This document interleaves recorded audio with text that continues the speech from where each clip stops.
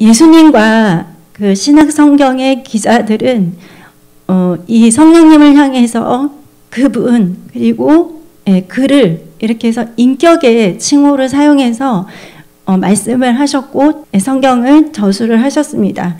그래서 결코 성령님에 대해서 그것이라고 말을 하지 않으셨어요. 그런데 이제 그 유사 기독교 이단들을 보면 그 성령님을 인격의 하나님으로 인정하는 것이 아니라 어떤 에너지나 힘으로 이렇게 이야기를 하고는 해요. 그러니까 그들의 의도는 뭐냐면 성령님은 우리와 인격적인 교제를 나누시고 그리고 삼위일체의 그 거룩하신 하나님의 영이라는 것을 인정하지 않고 그냥 우리가 뭔가 이렇게 뭐 어떤 능력이나 초자연적인 역사들을 일어나기를 기대할 때 우리의 필요에 의해서 이제 이용의 대상으로서 이렇게 말을 하는 것입니다.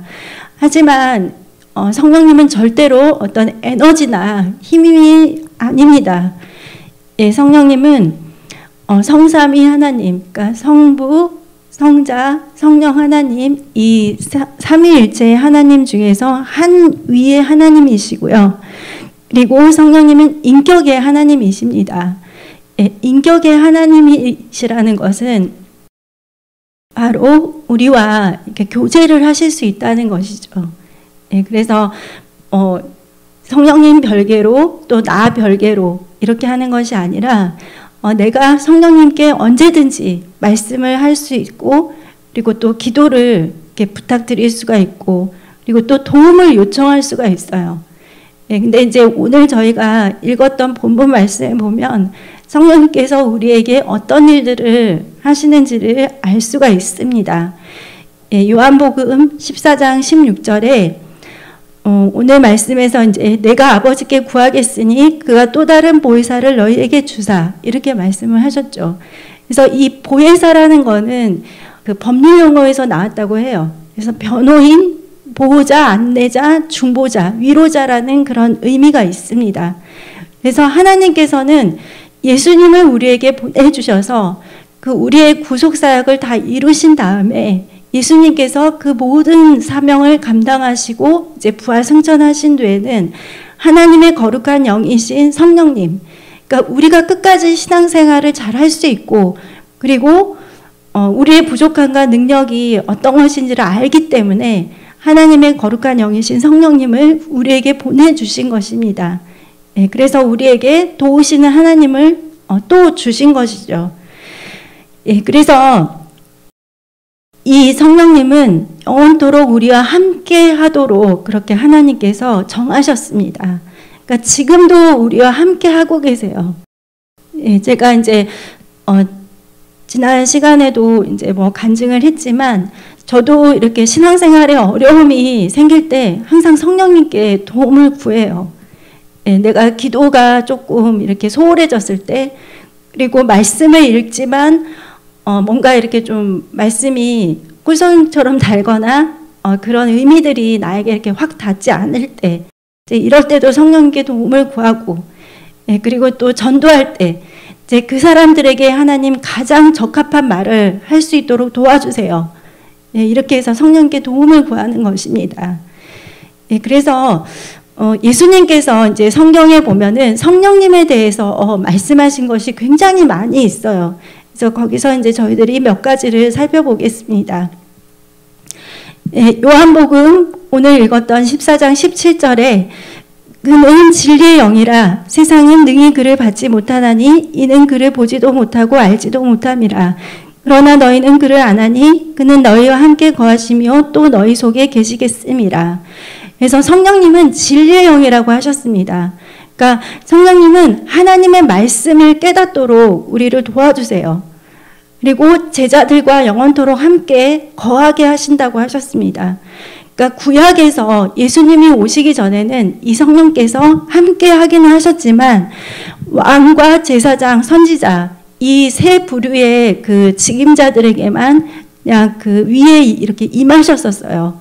하지만 예수님 이후에 성령을 우리에게 보내주신 다음에는 성령께서 거하시는 자리는 바로 우리 속에 우리와 함께 이렇게 내주하심으로 함께 하시는 것입니다. 그래서 여러분, 성령님은 진리의 영이세요. 그래서 내가 성령님께 도움을 구하면서 하나님의 뜻대로 살고자 하면은 성령님은 항상 말씀 안에서만 우리를 인도해 주세요. 길을 잃었거나 아니면 뭔가 갈피를 잡지 못하거나 아니면 뭔가 하나님이 원하시는 결정을 해야 될 때 어떤 것인지를 잘 모르겠다든지, 그럴 때 우리는 성령께 도움을 구할 수 있습니다. 그리고 그 요한복음 14장 26절에 보시면 이 성령께서는 제자들을 가르치시고 제자들에게 예수님께서 하신 말씀을 생각나게 하신다고 하셨습니다. 같이 읽겠습니다. 보혜사 곧 아버지께서 내 이름으로 보내실 성령, 그가 너에게 모든 것을 가르치고 내가 너에게 말한 모든 것을 생각나게 하리라. 그러니까 사실 예수님께서 그 당시에 제자들에게 말씀을 전하셨을 때 어떤 것들은 제자들이 깨닫기도 했지만 어떤 것들은 정말 깨닫지를 못했었어요. 그래서 이제 예수님께 또 묻고 그게 무슨 뜻인가요, 예수님? 이렇게 또 물었죠. 하지만 어떤 것들은 또 이해할 수 있었지만 또 어떤 것들은 제자들이 그럼에도 불구하고 이해하지 못했던 것들이 많이 있었어요. 하지만 예수님은 분명히 말씀하셨죠. 보혜사, 그 진리의 영이신 성령님이 너희에게 오시면 이 하나님의 말씀을 가르치실 것이다. 그리고 나의 말을 다시 생각나게 하실 것이다. 이렇게 말씀을 하셨습니다. 그래서 저희들이 같은 예배를 드리고 똑같은 목사님으로부터 같은 시간에 같은 메시지를 받지만 그것을 깨닫게 하는 은혜가 정말 다르죠. 각 사람들마다. 그래서 그것은 정말 성령님의 역사입니다. 이제 그 어떤 부부가 있으셨는데 부인은 굉장히 신앙심이 좋으셨어요. 그래서 이제 남편을 위해서 굉장히 오랫동안 기도를 했고, 그래서 이제 남편이 빨리 교회에 나와서 같이 예배드리고 이제 은혜 안에 같이 있기를 원했는데, 어느 날인가 이제 갑자기 남편이 나 교회 이번에 한번 가볼게 이렇게 해서 이제 같이 오게 된 거예요.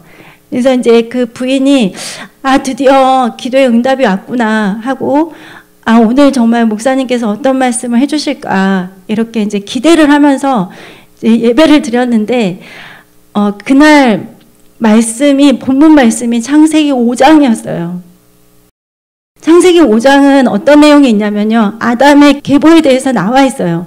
아담이 몇 세까지 살아가지고 몇 세에 죽었고 또 그 아들 셋이 몇 세까지 살았다 죽었고 계속해서 그 살았다가 죽었던 이야기가 그 창세기 5장에 나오고 있었어요. 근데 이제 그날따라 목사님께서 창세기 5장을 또 다 본문을 읽으신 거예요. 이제 계속해서 누가 태어나서 누가 얼마 살았고 누가 또 죽었고 이것이 계속해서 반복이 되니까 그 부인 되시는 분은 이제 마음에 조금 정말 남편이 너무 오래간만에 이렇게 왔는데 기왕이면 목사님께서 복음에 대한 내용을 해주셨거나 아니면 구원에 대한 이야기를 해주셨으면 좋았을 텐데 어떻게 이렇게 이런 말씀을 가지고 전하셨을까. 이제 그런 마음을 계속 예배 가운데 갖고 있으면서 그 예배를 이제 마쳤는데 그 부부가 이제 집에 돌아와 가지고 갑자기 남편의 삶에 변화가 일어난 것입니다.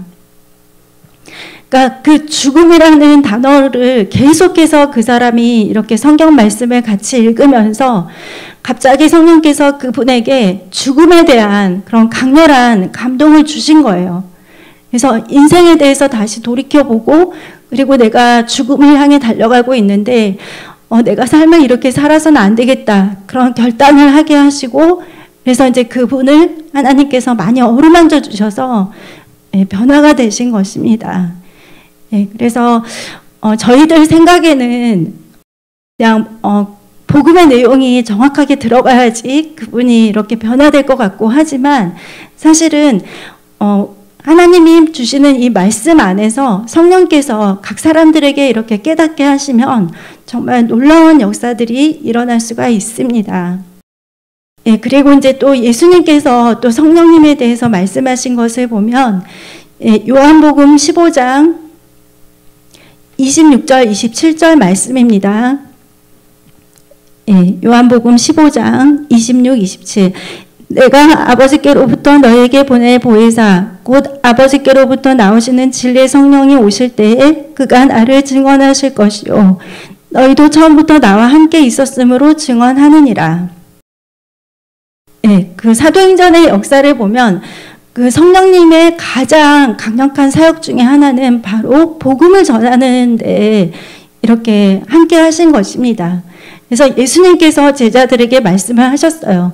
성령께서 나에 대해서 증언하게 하실 것이다. 그러므로 너희들은 이제 예수의 증인으로 되는데 그것은 성령의 능력으로 된다는 것입니다. 그래서 여러분이 만약에 정말 그 주위에 아직 예수님을 모르는 영혼들이 있고 그들에게 하나님의 복음을 전해야 된다면 성령께 도움을 구하면서 나아가시면 돼요. 여러분의 말들이 유창하거나 뭔가 이렇게 어렵거나 길거나 그렇지 않아도 상관없습니다. 여러분이 기도하시면서 복음을 전하실 때 성령께서 그 사람들 안에서 놀라운 역사들이 이루십니다. 그래서 여러분 예수님을 증언하게 하십니다. 성령께서는. 그리고 같은 내용인데요. 마가복음 13장 10절에서 11절 말씀입니다. 마가복음 13장 10절에서 11절. 또 복음이 먼저 만국에 전파되어야 할 것이라. 사람들이 너희를 끌어다가 넘겨줄 때 무슨 말을 할까 미리 염려하지 말고 무엇이든지 그때 너희에게 주시는 그 말을 하라. 말하는 이는 너희가 아니요 성령이시니라. 말하는 이는 우리가 아니라 성령이십니다. 단지 하나님께서 우리의 입술을 통로로 사용을 하시는 것이죠. 그래서 여러분도 이거에 대해서 꼭 기도를 하십시오. 저의 입술을 하나님 사용하여 주세요. 제가 저에게 하나님 지혜를 주시고 그분에게 정말 딱 알맞는 말씀을 잘 전할 수 있도록 저를 도와주세요. 그래서 이렇게 기도하시면서 나아가시기를 바랍니다. 그리고 성령께서는 세상의 그런 불신앙에 대해서 책망을 한다고 하셨습니다. 이것이 이제 요한복음 16장인데요. 8절부터 11절까지의 말씀입니다. 8절. 그가 와서 죄에 대하여 의에 대하여 심판에 대하여 책망을 하시리라. 성령께서 죄와 의와 심판에 대해서 책망을 하신다고 하셨습니다. 그래서 9절에 보면 죄에 대하여라 함은 그들이 나를 믿지 아니하며, 그러니까 우리는 죄라고 생각하면 흔히 법에서 벗어나는 거, 사람들의 도덕적인 기준에서 벗어나는 거를 죄라고 생각을 하죠. 근데 예수님께서는 죄에 대하여라 함은 하면서 나를 믿지 아니함이라고 했습니다. 그러니까 예수님이 죄라고 딱 정하신 그 첫 번째가 바로 예수님을 믿지 아니함으로 그것이 죄가 된다는 것을 정확하게 알려주신 것입니다. 세상 사람들은 사실 이거를 죄로 인정하진 않죠. 하지만 이것은 하나님 앞에 죄라고 예수님이 분명히 말씀하셨습니다. 그리고 의에 대하여라 함은 내가 아버지께로 가니 너희가 다시 나를 보지 못하며, 우리가 흔히 의라고 생각하는 것은 어떤 것인가요? 성경에도 많이 나와 있고 또 사람들이 일반적으로 정의하는 그런 의로움, 불의와 타협하지 않고 항상 선한 자들, 그러니까 선한 그런 편에 서 있고, 그리고 그런 것들이 이제 의로움인데, 사실 예수님께서는 의로움에 대한 정의를 다시 해주셨어요. 내가 아버지께로 가니 너희가 다시 나를 보지 못하며, 이거는 이제 예수님이 어떤 한 부분만을 말씀하신 것인데, 이 예수님이 말씀하신 의는 인류를 구원하기 위해서 하나님의 말씀을 따라서 순종하여 이 땅에 오신 것부터 시작을 해서 십자가의 죽으심과 그다음에 부활과 승천하심까지, 그래서 인류를 위한 이 구원의 역사를 완전히 다 이루시고 하나님께로 간 그 모든 것들을 의로움이라고 말씀을 할 수 있습니다. 그래서 여러분, 인간의 의가 아무리 정말 높다 하더라도, 그리고 그 사람이 완벽하다 하더라도 하나님의 의로움 앞에서는 정말 넉마와 같은 것이죠. 예, 우리는 정말 죽을 수밖에 없었던 그런 죄인이었는데 예수님께서 이 모든 구속사역을 이루심으로 하나님의 의를 완전히 다 이루어 놓으셨습니다. 그래서 여러분, 십자가의 그 희생이 바로 의로움입니다. 예수님이 사망을 이기고 죽음을 이기고 부활하시고 승천하시고 정말 하나님의 모든 말씀을 하나도 빼놓지 않고 다 이루신 것이 바로 의로움입니다. 예, 그리고 이제 심판에 대하여라 함은 11절에 이 세상 임금이 심판을 받았습니다. 예, 심판은 원래 그 마귀와 사탄을 향해서 하나님께서 먼저 내리신 것이죠. 그래서 예수님께서는 이미 이들에 대한 심판을 끝내셨습니다. 이들은 영원한 지옥에서 불못에서 영원토록 형벌을 받고 살 수밖에 없는 존재들이죠. 그래서 이들은 이미 심판을 다 받았어요. 네, 판결은 이미 끝났습니다. 그래서 예수님은 우리에게 구원을 주시고 승리를 주셨고, 그리고 사탄은 마귀는 패배자라는 거, 그거를 저희들이 확실하게 알고 있으면 됩니다. 예, 그리고 또 성령께서는 우리를 진리 가운데로 인도를 해주세요. 예, 요한복음 16장 13절에서 15절 말씀입니다. 그러나 진리의 성령이 오시면 그가 너희를 모든 진리 가운데로 인도하시리니 그가 스스로 말하지 않고 오직 들은 것을 말하며 장래일을 너희에게 알리시리라. 그가 내 영광을 나타내리니 내 것을 가지고 너희에게 알리시겠습니다. 무릇 아버지께 있는 것은 다 내 것이라. 그러므로 내가 말하기를 그가 내 것을 가지고 너희에게 알리시리라 하였노라. 아멘. 예, 성령께서는 그냥 하시는 것이 아니라 하나님의 말씀을 가지고 우리에게 알리신다고 하셨습니다. 그래서 성령님의 인도를 따라서 나아가면 우리는 항상 진리 안에 있게 됩니다. 예, 그러니까 너무 감사하죠. 예, 또 그것이 가장 안전하고요. 예. 그래서 여러분 항상 성령님과 함께 하시기를 바랍니다. 예, 그래서 이제 예수님께서는 이제 이것들이 전부 다 사실은 예수님께서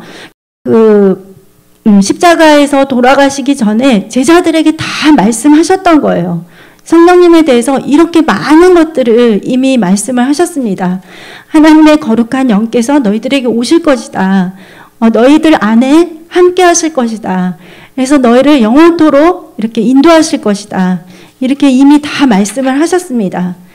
그래서 저희들은 예수님 안에서 새로 태어나는 것뿐만 아니라 또한 성령 충만을 받는 것도 예수님께서 다 약속하신 것이기 때문에 우리는 그 은혜와 축복을 다 받아야 되겠죠. 예. 그래서 이제 저희들이 한번 이 성령 세례를 살펴보면 사실 어떤 분들은 성령 세례는 이렇게 오순절 교단이나 이렇게 성령의 역사를 환영하는 그런 교단들에서만 나타나는 거다 이렇게 생각을 하시는데 사실은 그렇지가 않고 우리가 예수님을 구주로 영접을 하게 되면 성령께서는 우리 안에 함께 하세요. 예, 그것이 이제 정말 내 자신도 느낄 수 있게 혹은 다른 사람들에게도 이렇게 보일 수 있게 나타나기도 하지만 또 그렇지 않은 경우들도 있습니다. 하지만 이제 저희들이 알아야 될 것은 이 성령 세례는 구원에 이어서 하게 되는 경험으로서 하나님의 자녀라면은 누구든지 성령 충만을 받을 수 있다는 것을 저희들이 알아야 됩니다. 예, 그래서 이 성령 충만에 대해서 예수님께서 이 요한복음 7장에 미리 말씀하신 것이 있으세요. 예, 요한복음 7장 37절에서 39절입니다.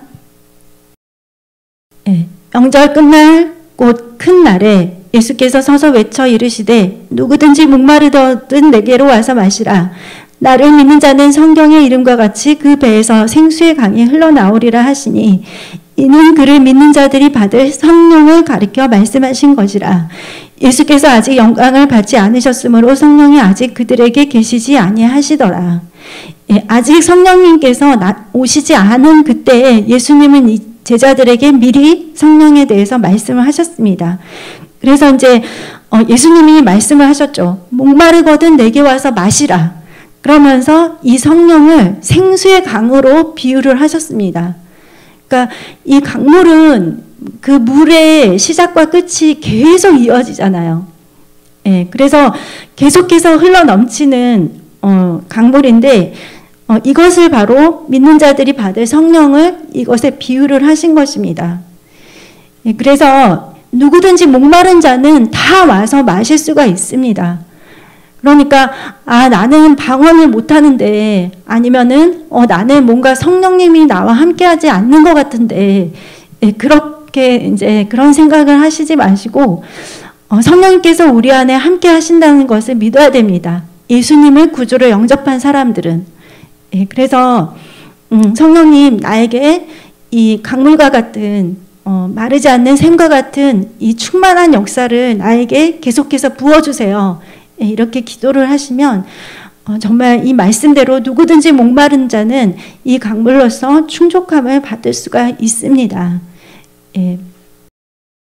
그리고 이제 또 성령 세례를 약속하신 말씀이 또 있습니다. 사도행전 1장 4절에서 5절 말씀입니다. 사도와 함께 모이사 그들에게 분부하여 이르시되 예루살렘을 떠나지 말고 내게서 들은 바 아버지께서 약속하신 것을 기다리라. 요한은 물로 세례를 베풀었으나 너희는 몇 날이 못되어 성령으로 세례를 받으리라 하셨느니라. 예. 성령님이 오시는 거에 대해서 예수님께서 아버지께서 약속하신 것이라고 했습니다. 그래서 하나님께서 우리에게 약속하신 분이세요. 성령님은. 예, 그래서 요한의 그 침례를 받았던 많은 그 유대인들이 있었는데 이제 그들에게 물론 제자들도 마찬가지였죠. 그들에게 요한은 물로 세례를 베풀었지만 이제 너희들에게 성령께서 세례를 베푸실 것이다. 이렇게 말씀을 하신 것입니다. 그러니까 성령께서 세례를 베푸신다는 것은 육은 죽고 성령으로 새롭게 태어난다는 그런 것을 의미하는 것이죠. 그래서 결국 제자들이 정말 그 말씀에 순종해서 다 같이 이렇게 마가의 다락방에 함께 모였을 때 120문도가 함께 모여있을 때 약속하신 그것이 오순절날 강력하게 임했습니다. 사도행전 2장 1절에서 4절 말씀 여러분 잘 아실 텐데요.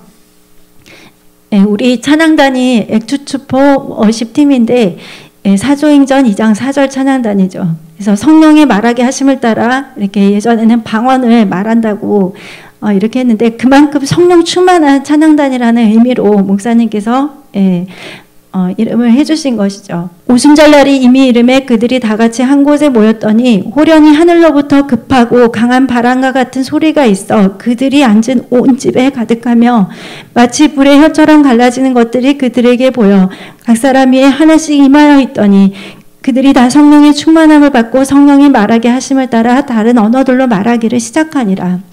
성령께서 각 사람들에게 불같은 모양으로 임하셔가지고 이들이 이제 다른 나라 언어들을 이렇게 말하기를 시작하게 된 것입니다. 예. 그리고 이제 사도행전을 보면 정말 이 성령께서 놀랍게 각 성도들에게 또 각 교회에 이렇게 임하신 것을 저희가 볼 수가 있거든요. 그래서 사실 그 오순절날 성령이 임했던 그것으로 인해서 이제 초대교회가 이제 시작이 된 것이죠.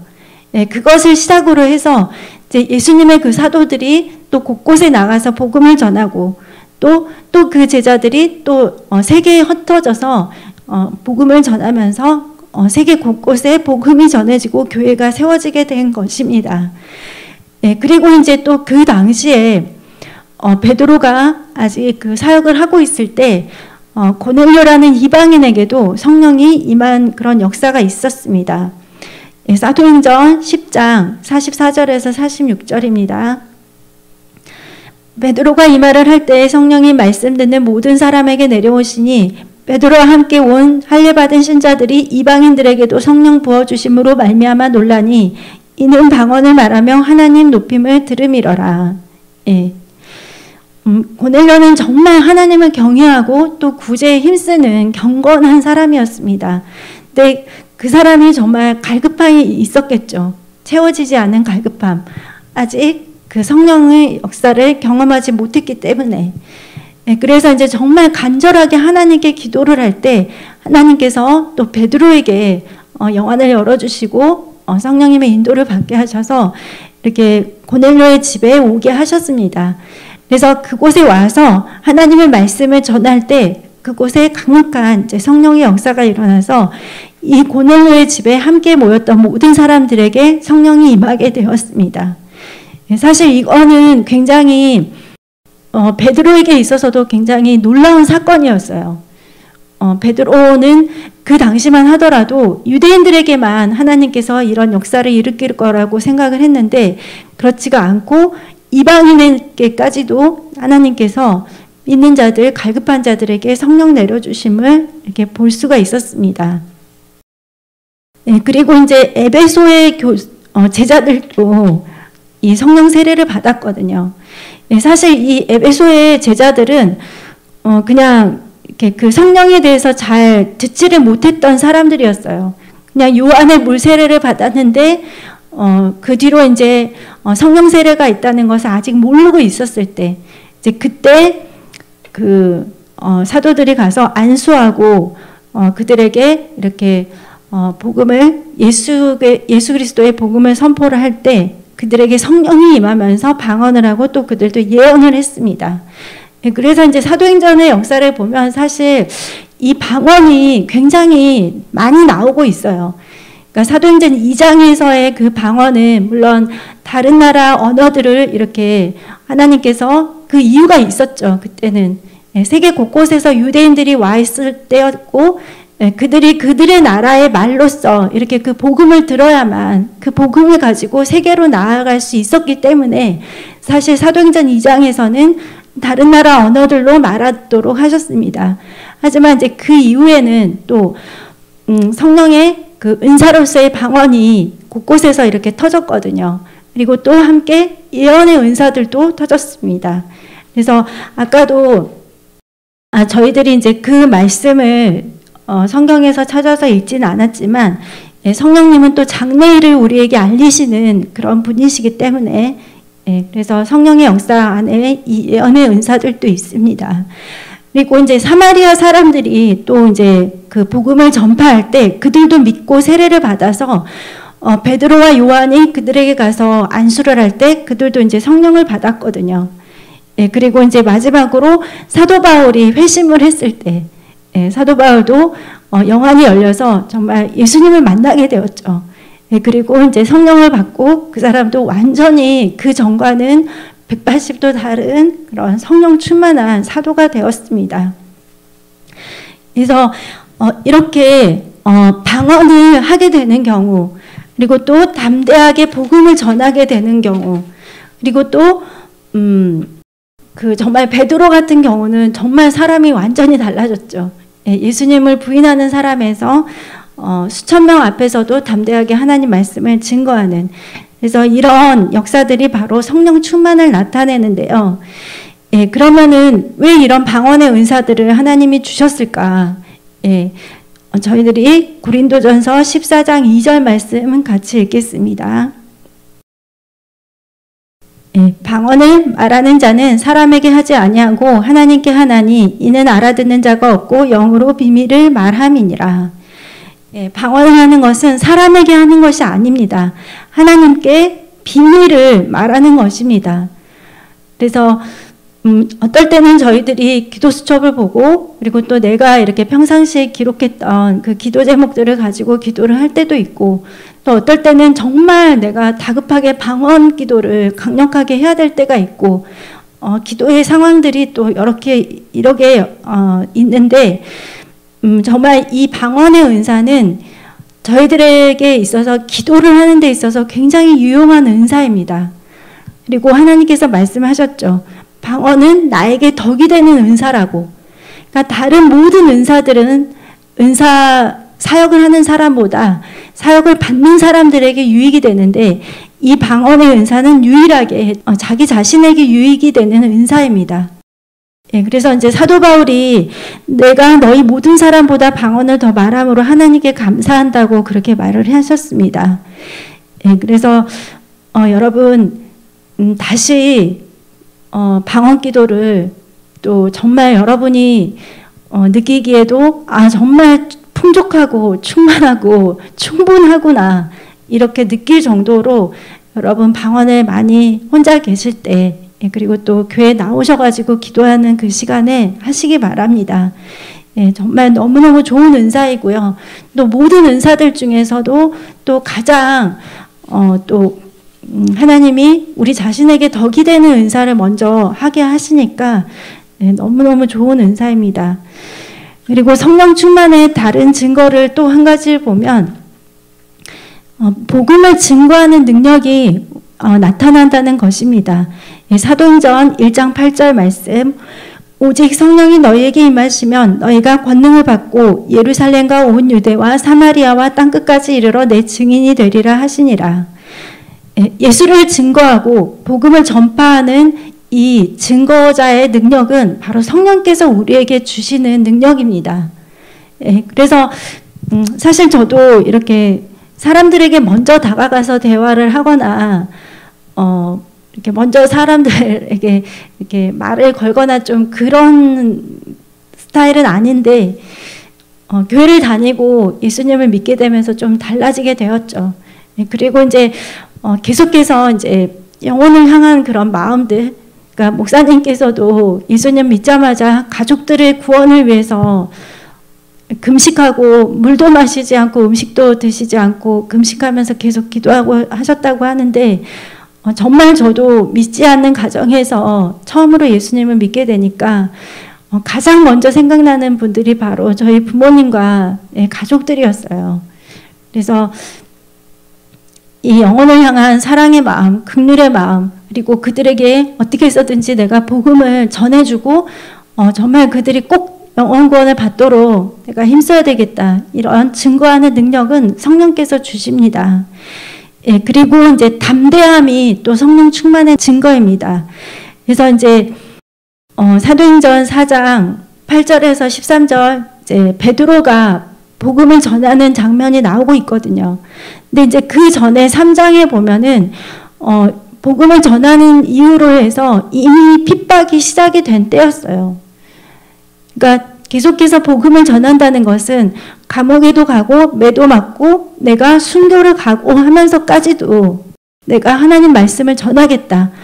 이런 담대함이 있는 거거든요. 그래서 이 베드로는 예수님을 부인하는 사람에서 정말 순교도 각오하고 복음을 전하는 사람으로 이렇게 변화가 되었습니다. 그래서 이런 담대함이 하나님이 주시는 이 성령의 능력으로 나타나는 것입니다. 그리고 이제 마지막으로 성령 충만의 증거로서 저희들이 신령한 노래와 찬송을 하면서 하나님께 감사하는 것입니다. 예전에 예수님을 믿기 전에는 정말 항상 감사할 일에만 감사를 했어요. 또 어떨 때는 감사할 일에도 감사를 하지 않았던 것 같아요, 저는. 근데 예수님을 믿고 난 후에 정말 이 감사의 의미가 완전히 다르게 저에게 왔죠. 아, 그렇구나. 그리스도의 사람들은 내가 감사할 수 있을 때뿐만이 아니라 감사하지 못할 상황에도 또 그렇지 못한 모든 상황에도 항상 감사해야 된다는 거. 그리고 신령한 노래와 찬양으로 하나님께 영광을 돌리는 것도 성령 충만의 증거입니다. 여러분이 여러분 자신을 위해서 살지 않고 하나님의 영광을 위해서 살고자 하고 그리고 여러분의 상황과 환경이 어떠하든지 간에 나의 하나님을 높이고 찬송하고 경배하는 그런 마음들, 그것들이 바로 성령께서 주시는 것입니다. 그래서 여러분, 성령님은 정말 인격의 하나님이십니다. 우리 안에 내주에 계십니다. 하나님의 거룩한 영이신 성령께서 내 안에 내주에 계신다는 것은 정말 놀라운 은혜이고 그거는 정말 그리스도인만이 누리는 특권입니다. 그래서 여러분 항상 성령님께 도움을 구하시고 또 성령님과 교제하시고 그리고 성령께서 기뻐하시는 일들을 행하시기 바랍니다. 그리고 성령님은 우리 믿음 생활을 계속해서 도와주세요. 우리의 기도 생활을 도와주시고 또 우리가 말씀을 읽을 때 깨닫도록 도와주시고 또 다른 사람들에게 하나님 말씀을 전할 때 또 우리를 도와주십니다. 그래서 예수 증거하는 그런 삶을 살 수 있도록 성령께서 우리를 도와주십니다. 오늘 감사주일 정말 저도 목사님 그 말씀에 많은 은혜를 받았는데요. 또 감사함으로 여러분 또 오직 성령으로 충만하여서 그리고 또 저희 아버지나 또 우리 정발 목사님 아버님의 그 천국 가신 그 일을 통해서 또 많은 것들을 하나님이 깨닫게 하시고 또 새로운 결단을 하게 하셨는데요. 여러분 하나님 안에서 좋은 결단들 실천하시면서 다음 한 주간도 또 승리하시기를 예수님의 이름으로 축복합니다. 기도하겠습니다. 찬양하리 주 예수 주님 위에 순교까지 하리라.